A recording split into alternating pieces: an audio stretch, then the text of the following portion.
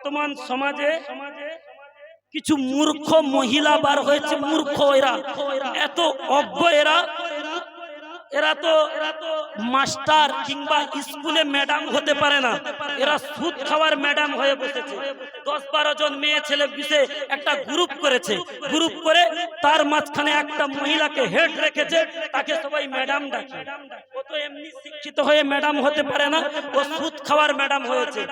মা তুমি শুনে রাখো, জেনে রাখো, তোমার জন্য আল্লাহর দয়ার জান্নাত হারাম, তোমার জন্য আল্লাহর জাহান্নাম খোলা। শুধু তোমার জন্য নয়, আল্লাহ পাক রব্বুল আলামিন বলেন, যদি কোনো মেয়ে ছেলে 1 টাকা সুদের টাকা খায়, নবী তার হাদিসে জানাই, সে যেন তার জন্মদাতা পিতার সঙ্গে 36 বার জেনা করে। যে জেনা করলে তার আমলনামায় গুনাহ লেখা হতো। 1 টাকা যদি সুদ খায়, 1 টাকা যদি বন্ধন গ্রুপের টাকা খায়, আমি নবী বলে দিলাম, সে মেয়ে ছেলে, সে মা, সে বোন, সে ভাবি যেন তার জন্মদাতা পিতার সঙ্গে 36 বার জেনা করে। এইটা হচ্ছে আমি নবী বলে গেলাম আল্লাহ পাকের ছোট গুনাহ।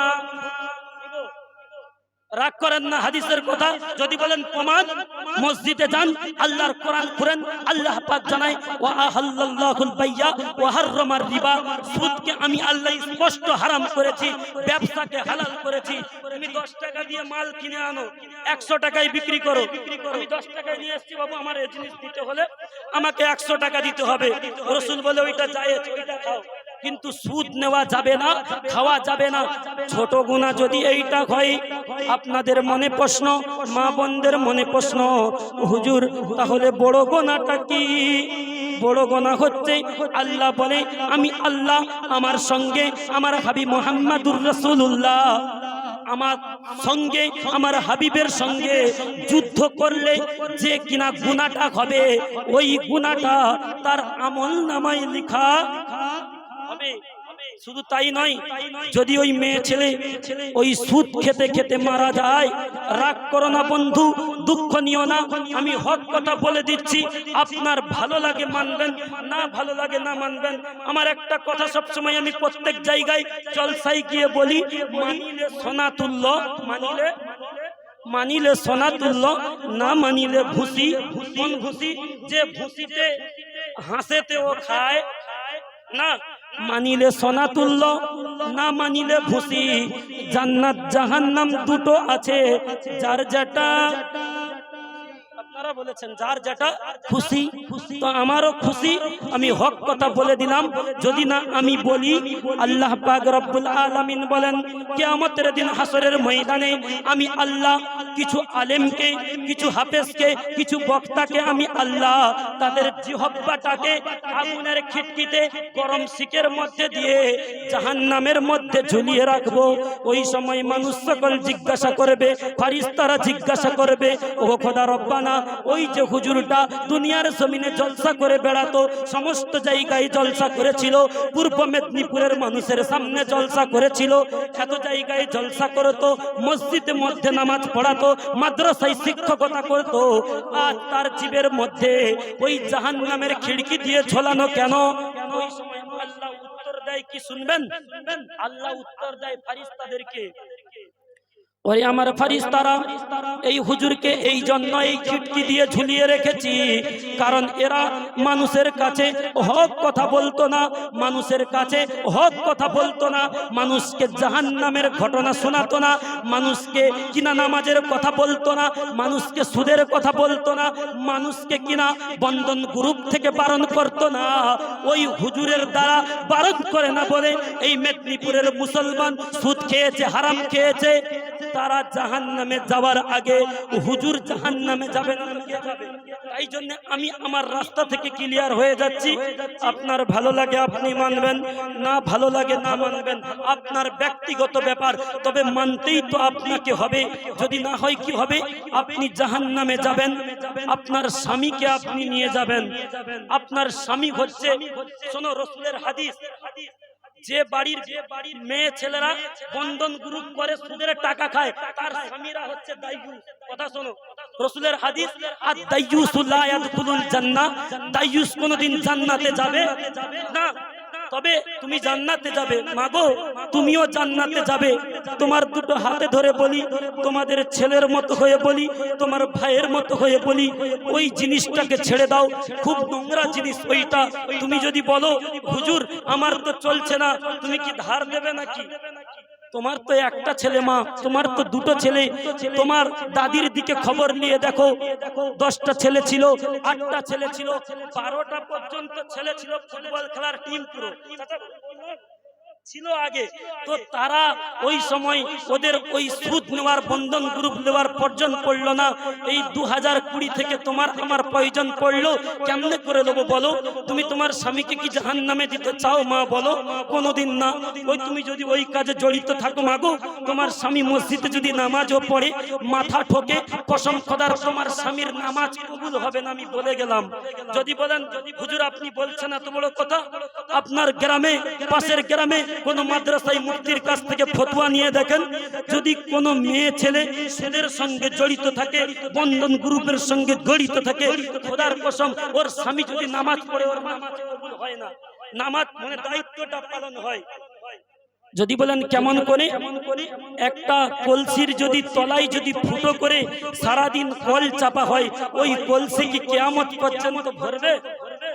ভরবে না। তাহলে তুমি তো তলাই ফুটো করে রেখেছো।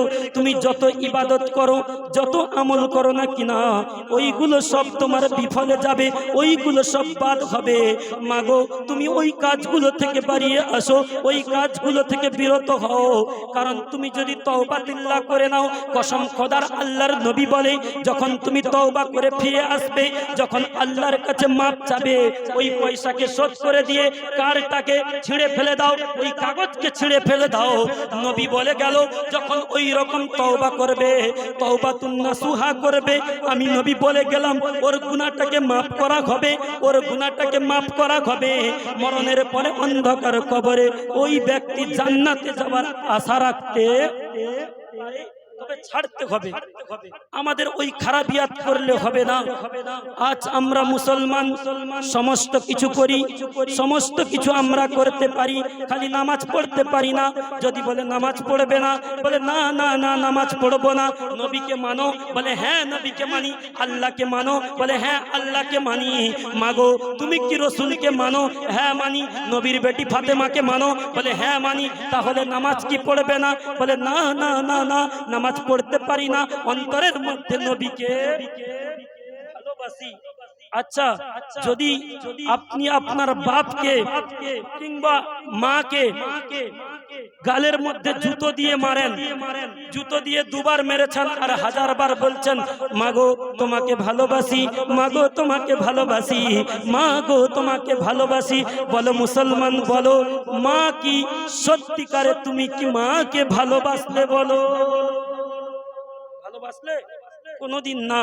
তাই জন্য আমি আপনি যদি মুখে মুখে বলি আমরা নবীর দিওয়ানা, নামাজ পড়তে পারবো না, আমরা নবীর দিওয়ানা, রোজা রাখতে পারবো না, আমরা নবীর দিওয়ানা, মদ খাওয়া ছাড়বো না, আমরা নবীর দিওয়ানা, লটারির টিকিট কাটা ছাড়বো না, আমরা নবীর দিওয়ানা, আজান হবে মসজিদে যাব না, এইদিকে মা বোনেরা বলতে থাকে আমরা নবীর দিওয়ানি, নামাজ পড়তে পারবো নি, আমরা নবীর দিওয়ানি, গরম লাগবে বাইরে যাব, বরখা করতে পারবো নি, আমরা নবীর দিওয়ানি, স্বামীর খিদমত করতে পারবো নি, আমরা খালি দিওয়ানি। বলো হবে? কোনদিন হবে না। মা বোনদের জান্নাত কোথায়? কি গো? স্বামীর পায়ের তলায়। এরা স্বামীকে মানে? খুব একটা মানে না। মা তুমি শুনে রেখে দাও, জেনে রেখে দাও, আল্লাহ পাক রব্বুল আলামিন বলেন, আমি আল্লাহ যদি আমাকে সিজদা দেওয়ার পরে, আমি আল্লাহ যদি হুকুম করতাম দুনিয়ার জমিনে কাউকে সিজদা দেওয়ার কথা দিতাম, তাহলে সমস্ত মা বোনদেরকে বলে দিতাম তোমরা তোমার স্বামীর পায়ের তলায় সিজদায় লুটিয়ে পড়ো। আমি আল্লাহ যদি হুকুম দিতাম, মেয়েদেরকে হুকুম দিতাম স্বামীর পায়ের তলায় সিজদা করো, সেই স্বামীকে তুমি আজ অমান্য করো মা, সেই স্বামীর কথা তুমি শোনো না। স্বামী যদি বলে পানি দাও, ও বলে ঢেলে খাও, ঢেলে খাও।